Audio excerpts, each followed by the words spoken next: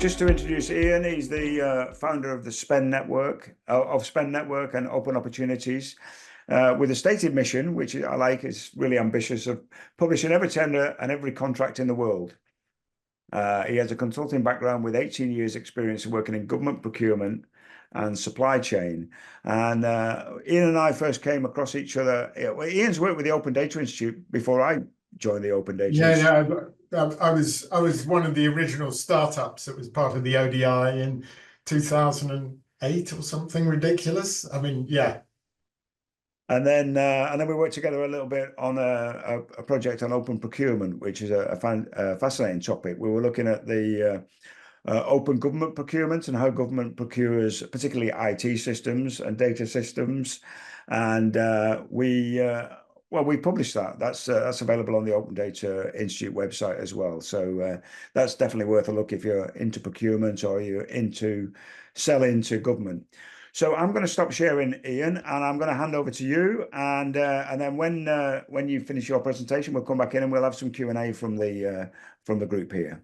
Brilliant. Okay. I've got 16 slides. It's very short. I think that probably is good news for everyone. We all suffer enough under the yoke of PowerPoint. I'll give you a little bit about why I'm interested in this stuff and what we've been doing. I've been struggling with really difficult data problems. So I came, ironically, I actually went to art school. So, I wasn't the sort of person who would naturally become a data scientist.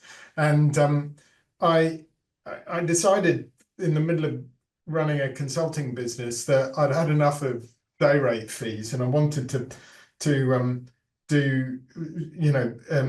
create a business that had some more reliable backbone to it in terms of selling products as well as services. And I decided to teach myself how to build databases, and this was back in 2006, 2007, and I did that. But the beauty of my naivety meant that I just blundered into all of these really hardcore data issues like reconciling entities and multi-label categorizations and things like that. And I completely naively thought, well, it can't be that hard. And of course, it's impossible. It's a real challenge. And really part of what's happened over the last 6 months is, or the last couple of years, really, we've started to really make a dent in some of those things. And we started to really make progress. And I think it's an interesting story to tell. So that's really roughly what I'm doing here today, is telling you a little bit about the progress we've made. It struck me that one of the things that when we get started with this stuff, when you start with AI, you get this little chat bot. And you go, oh, okay, I want to do a rap battle between Mickey Mouse and Donald Trump, and it does a really good job. And you're like, oh, this is amazing. And then you go, right, actually, what I want is a comprehensive asset. I want it to produce something which is reliable.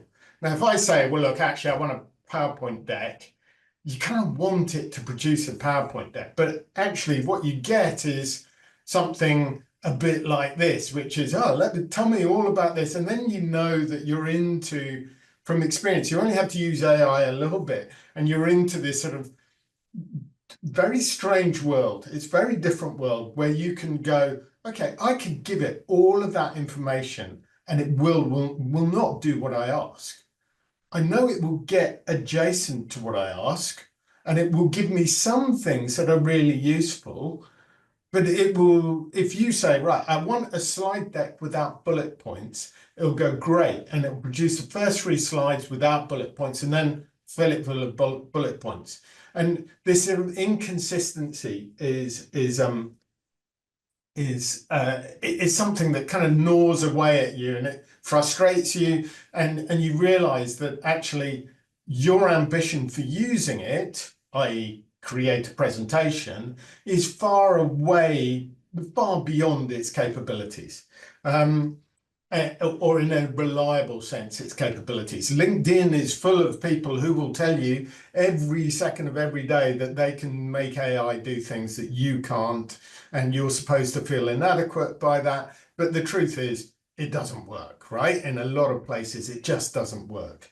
And you know, there's this sort of thing that also that it's incredibly formulaic. So, for example, in there it says, oh, look, my tone, do you want formal, conversational, technical, or visionary? I mean, you know, the idea that I can algorithmically create a visionary view of the world is a bit disappointing, really. And be grateful that this presentation doesn't include visionary, because I asked it what I should create, and it said you should create a slide deck that says what will data management look like in 2030, and accompany that with an image of a futuristic cityscape, and then mention a recent chat. I mean, I think you would all be really bored and annoyed if I did that. So let's hope that visionary means something different soon. Oh, sorry. So actually, this is my slightly irreverent take. I sat down and I tried to work out, where does this stuff work? Because you've got low accuracy, you've got lots of specificity, and you've got high volumes when you use APIs. But where does that work? And actually, you know, the people who are making money or doing stuff with this at the moment successfully are a really disappointing bunch of people, right? We've got the Kremlin-backed disinformation bots that flooded Twitter prior to the election, and Facebook and everywhere else. You've got this kind of crap that's filling up all of the Google image search and other places, where you've got endless content in people's blog posts, and you go, okay, that's SEO, wow, great. And you know, and then there's sort of, actually, scam call centers are really successfully using AI to engage with people, and you just sort of think, we've got to be able to do better. But I honestly can't think of, apart from OpenAI and others, obviously, I can't think of businesses where there is a provable metric from using AI. There's so many of these wrappers that don't seem to make a lot of money, and I'm really interested in this why we're struggling so much with this technology. And one of the other things that I think is inevitable is that working at scale does something quite interesting. This is on the right, you can see a chart that's basically it's the close-up. I'd urge you to go and have a look at the data, and the slides will be available. You can click on the link in the slides. This is a link to a study on taxis in London, and what basically happened after Google Maps became available as a mechanism for changing taxis. The bottom line is the black cabs, the traditional black cabs, and you see a sort of fairly slow but steady decline. Private hire vehicles outside London, big increase. Private hire vehicles inside London, big increase. Again, standardized taxis without they're down. You can see this 101% increase between 2005 and 2022, which is literally down to GPS mapping and the ability for people to do that. What's really interesting here is not that I think you'd have assumed at the point of this, it's like everyone would be driving their own cars because we don't need taxis. But the real constraint in London was parking spaces. It wasn't the availability of your own car. It was, I couldn't find a parking space. So taxis were always preferable to your own transport. So the effect was, yes, we're going to see less value from the knowledge, but actually we're going to see more activity. If you compare that to AI lawyers or whatever, you're not going to see fewer lawyers necessarily. You're going to see a lot more consultations around legal issues because it's available. It doesn't mean it's going to be right, doesn't mean anything else. I just see an increase in volume rather than a decrease in services. I think in some areas we will start to see decreases eventually, but it will take time. And the bit that sort of really strikes me that I can't seem to get away from, when we use AI, and we do it all the time in our data, and I'll show you some of the things we're doing later, or I'll show you a map of what we're doing. We want certainty. And as far as we can tell, I cannot find anything approaching certainty or that is 100% certain. And the work that you have to do to get towards this certainty is quite intense. And there is just no magic bullet. And we've just got to keep going and keep going until we get pretty close. One thing I have found is if anyone is thinking about working on a hybrid search, we found that quite good. We found that pretty impressive in a lot of spaces. If you want to combine both a semantic search and a vectorized search, you do get something that is improvement on each on its own, right? So it's better than a vector search, and it's better than a semantic search, but it's still not a magic bullet. I put a post up on LinkedIn a couple of days ago about this. I really hate this, the hype cycle effect, because I think it's overwrought and it's designed largely by consultancies, with apologies to any consultants in the room, to make you think that what you need to do is you need to get on the bandwagon and be one of the brave and capable suppliers who will survive the consolidation. And so you need to move on this really, really fast. So you need to get going. Otherwise, you risk falling out of mainstream adoption and the world is going to collapse. I just don't see that happening.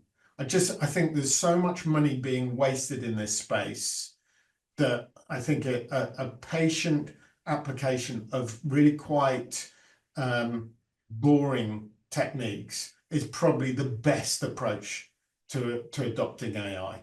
There will be 2 or 3 businesses, or maybe it's 2,000 or 3,000 businesses that do something so radically different that you sort of sit there and go, well, that's incredible.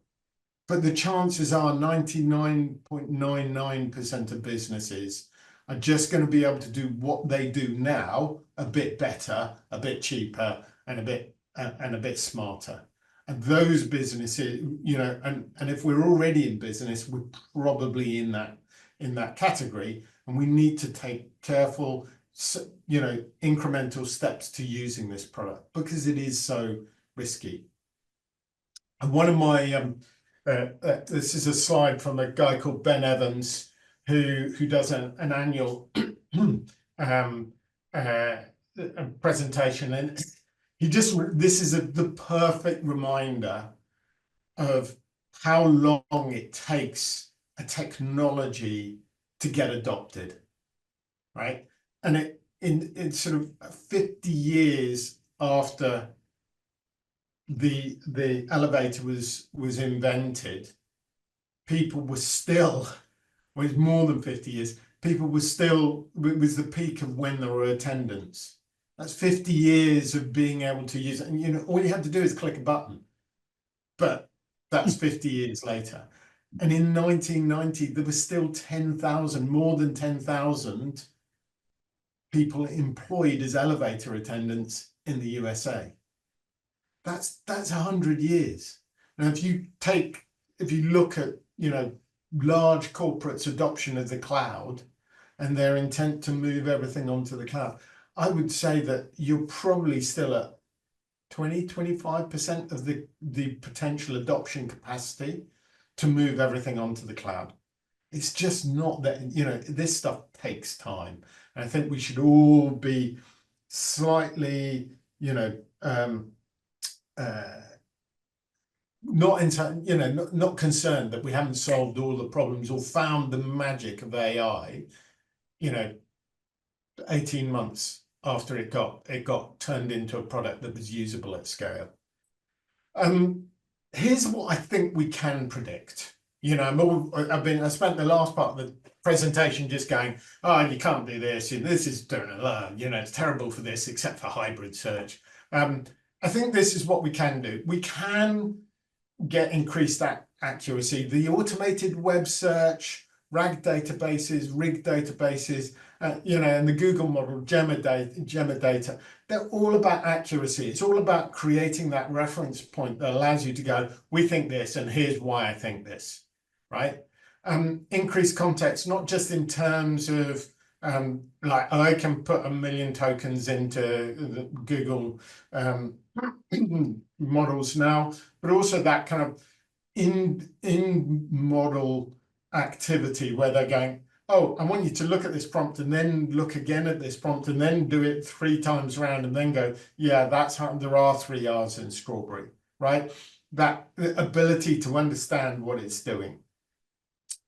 The public data engines are foundations and benchmarks of knowledge, and I think they become increasingly important. So being referenced in Wikidata and Wikipedia is going to be important. Contributing to those sources is also going to be important. I think linking as a service will become really important. That idea that you're going to go and create a piece of data that actually automatically links, and you've got a 90% chance of it being linked. If you have niche data, that is definitely an opportunity, because you can build world first data sets now, and then you can expand them through linking. If you've got a unique data set that may already, all the data in it, take our data set, it's procurement, all of the data in it has probably already been trained into models, but it's not combined as a single data set. And that niche data set, I think, is quite valuable. Human in the loop. So I'll show you what we're doing. We're reducing our need for human in the loop evaluation by more than 70% by asking the LLMs to do that job.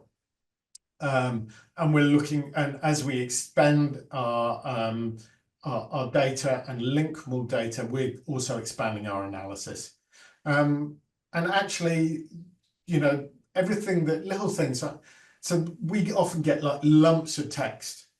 Now, actually, what we're doing is we're using an LLM to then go, could you split this up, turn it into paragraphs, add bullet points, those kind of things, and it just goes. Our users love that. So actually making computers more joyful to use is one of the things you're going to see from this stuff. So there's my neck on the line. That's what I see us doing. Here's the model of what we do for entity matching. So this is what I think, and I'm broadly happy to answer questions about this. We are we're trying to identify buyers, the names of buyers in procurement tenders. And the important thing is that I'm getting stuff in multi-languages with, it might be New Zealand, it might be Colombia, it might be Kenya.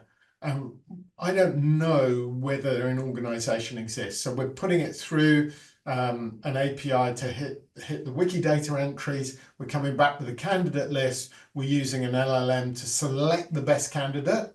And then we're saying, does that match? Is there a reference between the original input string and the selected candidate? If the LLM says yes, that's great.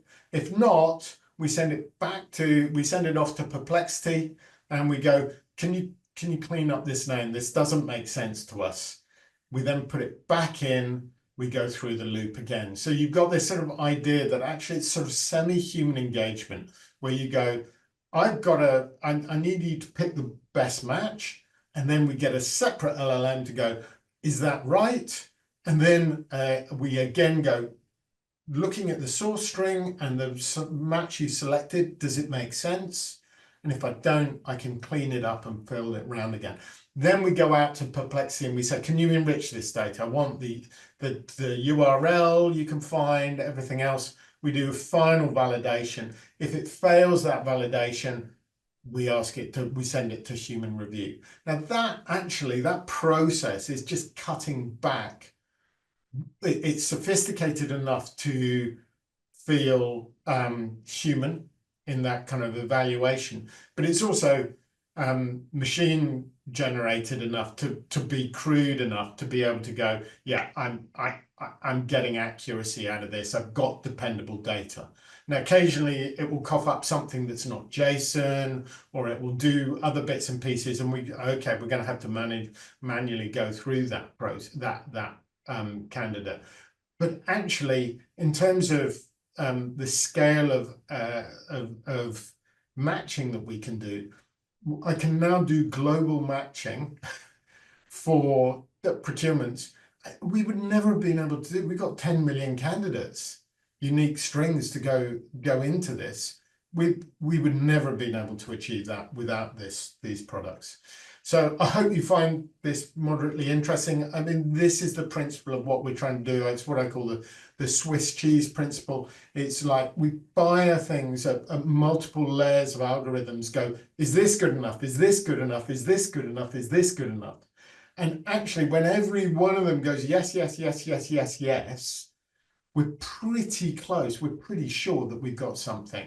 And we narrow and I'm waving my hands around a lot. We narrow that lack, that the chance for an inaccurate measure to appear in the data. And actually, we get some pretty good results on this. We've gone from old fuzzy matching techniques that were hitting around 56 to 60% accuracy if we were lucky, to actually getting close to 93% accuracy. But the best thing about this is when it's not accurate, I actually have a mechanism that tells me it's not accurate. And I think that's the most important thing, is that before, when we did this stuff, we were always struggling to get information that was about whether or not something was accurate. Here we're getting something falling out and you're just going, no, I'm not happy with this. We go, oh, actually it is a match. We're okay. But that's what makes a massive difference, is knowing what works and what doesn't. This is one of my favorite slides on AI, because I think this is the heart of why data managers are really important, and why AI matters to us. Is quite literally, we can do the laundry and the dishes with AI. Now, it might not actually be laundry and dishes, but it is the job of tidying up data and maintaining data and monitoring systems and getting things to work, that we can go, oh yeah, okay, yeah, I've now got my bots going out, and then when they get data back that doesn't match, I can go, okay, what's going on here? And he goes, oh, it looks like your data collection for this source is not right. That's incredible. You know, automating that kind of system monitoring is really great.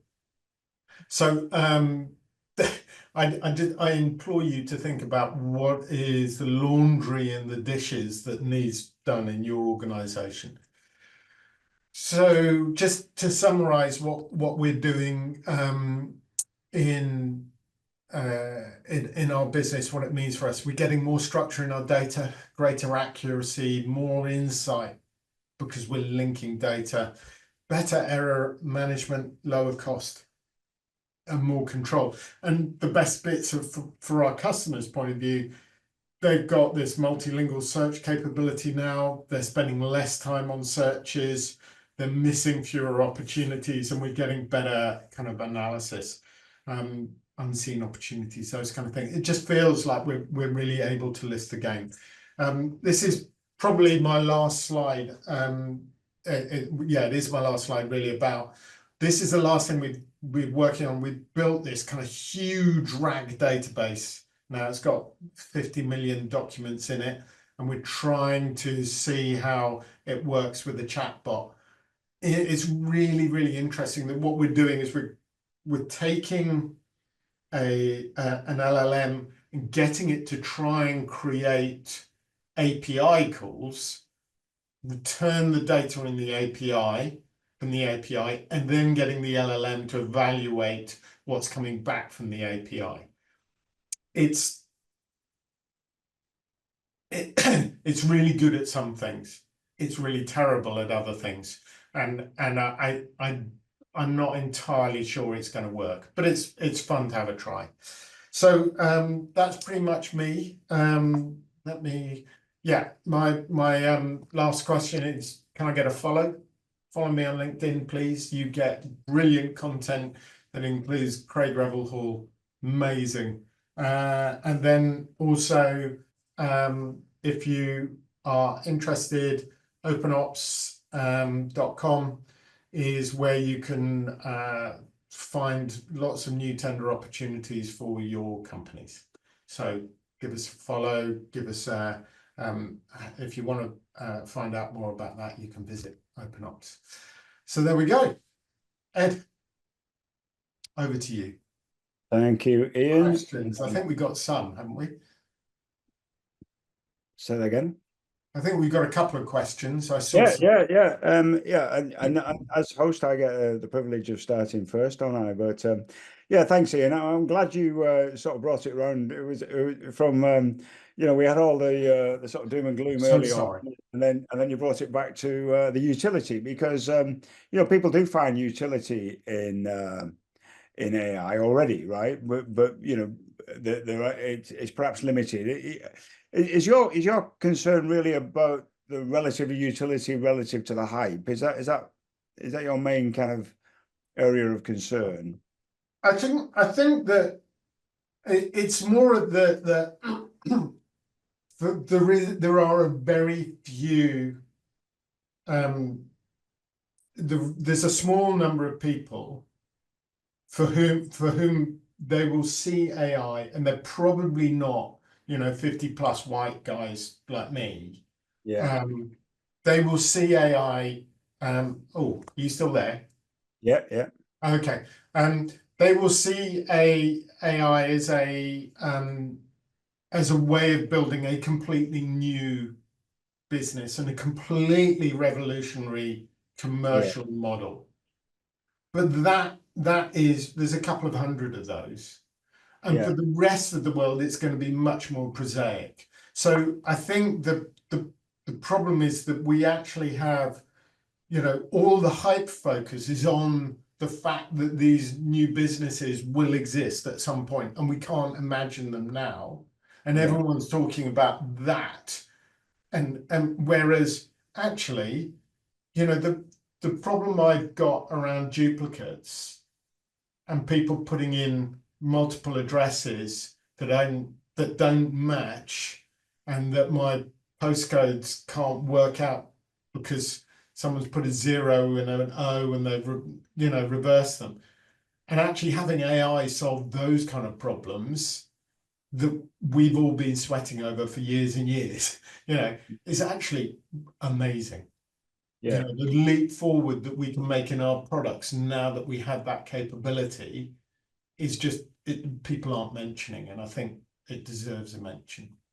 Yeah, I mean, from the the title of the talk, I was kind of looking for those elements of where day-to-day activity and data management could be augmented by, and augmented, I think is the key word here, isn't it? By tools that are available right now. And you pointed a couple of examples of those. And what's the kind of net benefit of that? Is it reducing time, increasing accuracy, or all those things? I think where I think there is reducing time.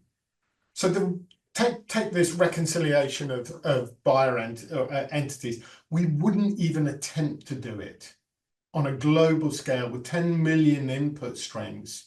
We just wouldn't. We couldn't give 44% of that work to someone. It just doesn't, it's like 4 million records to reconcile. It just doesn't work. So I think that you end up with stuff that, okay, yeah, that's faster, cheaper, but it's actually a whole new thing that we wouldn't consider in the first place. That's the first thing. The second thing is we can do new types of analysis that just are really quite different. So, for example, we run scrapers, we hit APIs, we have 700 bots that go out every day. If one of those fails, it might be because or it doesn't collect anything. It might be because nothing's been published. On another one, it might be because, and now I can set up structures, and we've done all this validation where we go, if the deviation between this and this is in on a third day, and you go, we think you need to look at this bot. But actually, the best thing now is I can say, I can put in, we gathered this much on this day, this much on this day, send it to an LLM and go, is there anything I should be worried about? Here are the records I've been gathering. Here are the records now. Anything I should be worried about? And the LLM will go, no, it looks good to me. Now, doing that 700 times systematically is amazing. I haven't finished building that kind of tool yet, but the ability to monitor your own systems and have anomalies identified, I think is great. Now, it's not perfect, but 90% of an analysis that we would never have done before is better than 0%. There are a couple of questions from Marina and David, or a bit of debate going on about kind of use of AI in specific, maybe technical applications, like in cinema, for example, where it's, you can see it's being successful and being applied, compared to the kind of routine organization. I think we're talking about the kind of, improving accuracy of within kind of the rank and file organization, the admin side of the organization. I mean, is the in your view, is the biggest opportunity the specialist applications or the routine kind of day-to-day activity? Or do you see those being separate paths? I think cinema is a really interesting example, because you only have to visit or see shot of a film being made. Like all of these hundreds of people standing around and one person in front of the camera, and you can think to yourself, yeah, that looks economically unviable in a land of AI, right? In that kind of opulence that AI brings in terms of perpetual abundance. And I just put in another prompt. I put in another prompt. So I think it feels like you can see that drawdown of the way things happening being changed, right? But I can also think that there is this sort of sense of actually authenticity matters. So if I'm creating something that's entirely AI, it has to be above and beyond in terms of engagement. It has to be better even than making films that I make now, right?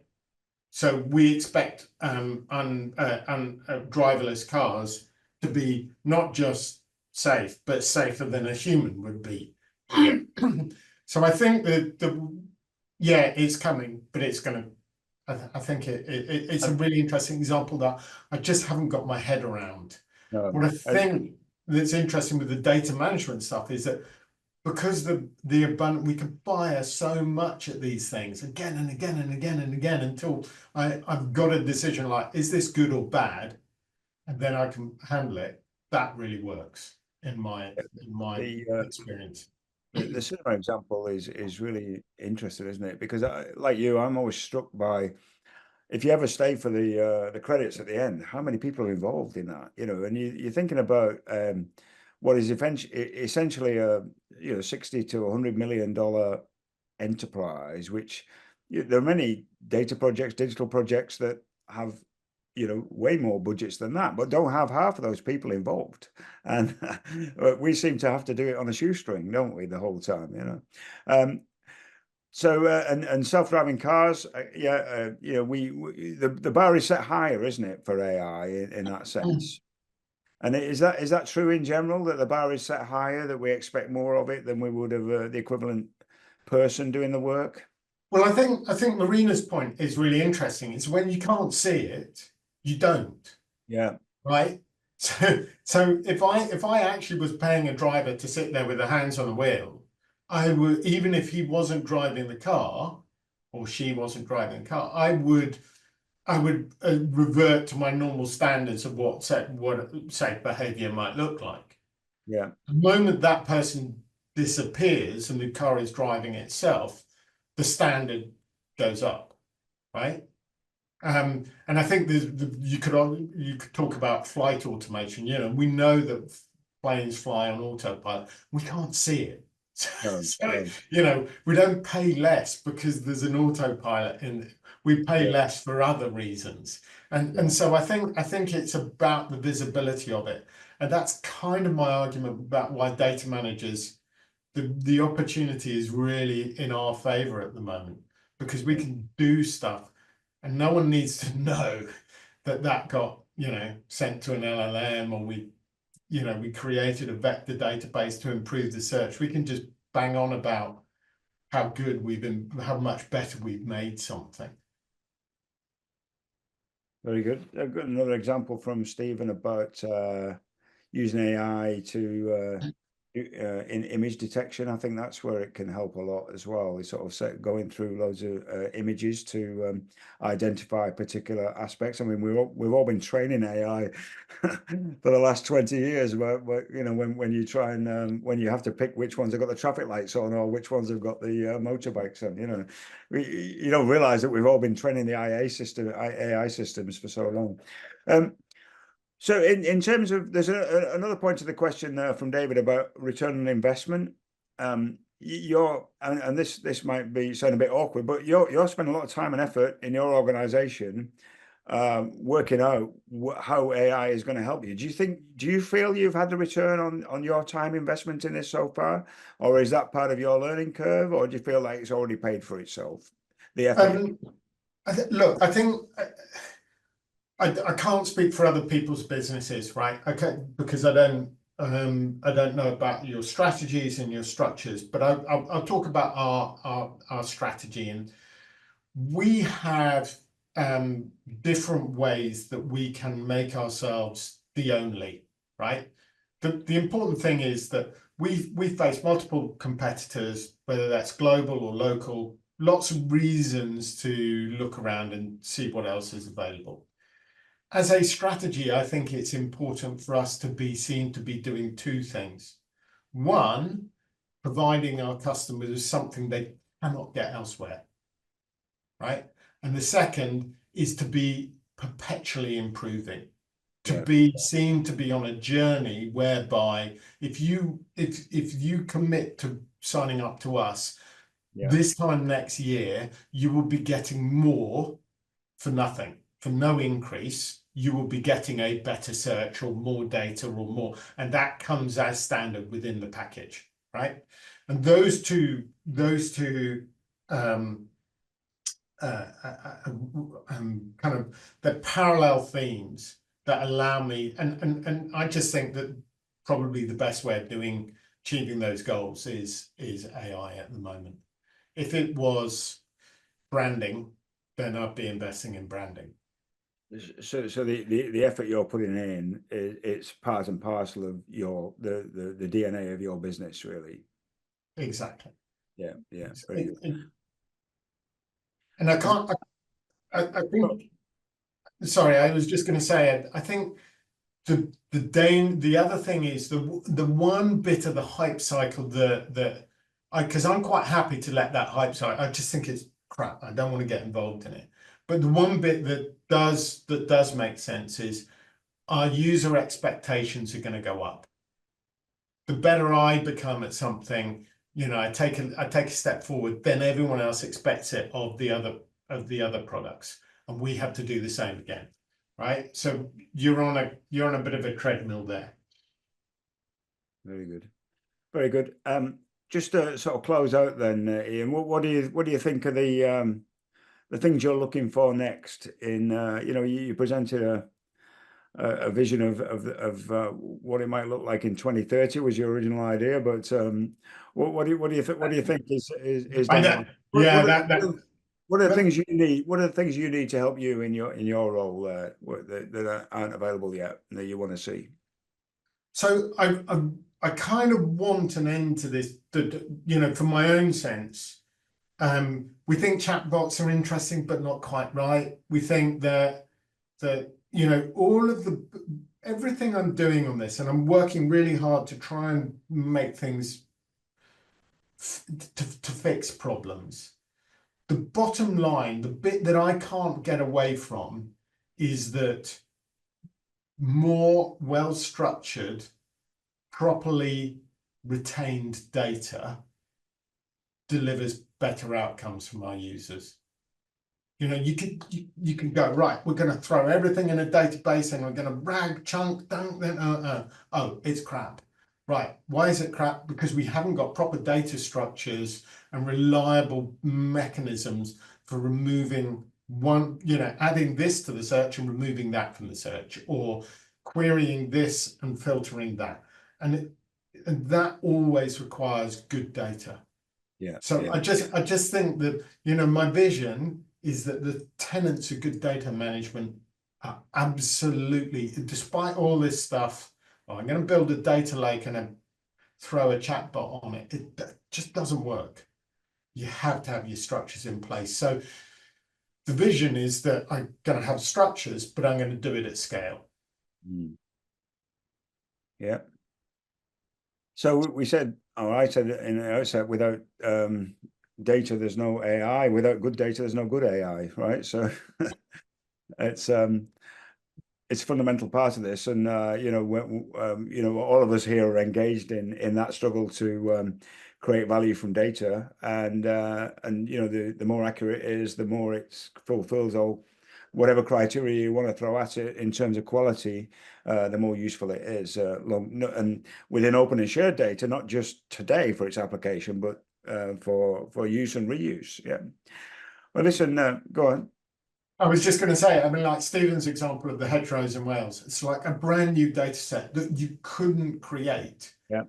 without, probably what I'm probably imagining several 100,000 images that Yeah. would need to be evaluated. It's just not economically viable to create that. So Yeah. these new data sets, these niche data sets, are the really exciting parts of the future. Already happening. Yeah, well, just thanks very much, Ian. It just leads me to say, that's been a fascinating insight. I really appreciate you spending your time this afternoon, and thanks for everybody who joined the call. Thanks for your patience during some of the Yeah, I'm so sorry for that. technical issues. Ian, we'll be able to edit that out. No one will notice in the video. You'll see it in the recording. And just to say, thanks for everybody, and please take us up on connecting to the BCS DMSG group. Please take us up on the survey when we come up with that. And of course, if anybody else is interested in joining the committee and wanting to get more involved to a greater or lesser extent, then we're always interested in hearing from you. And with that, I just say thanks once again, and have a great afternoon and weekend. Thanks, Ian. Thanks, everybody.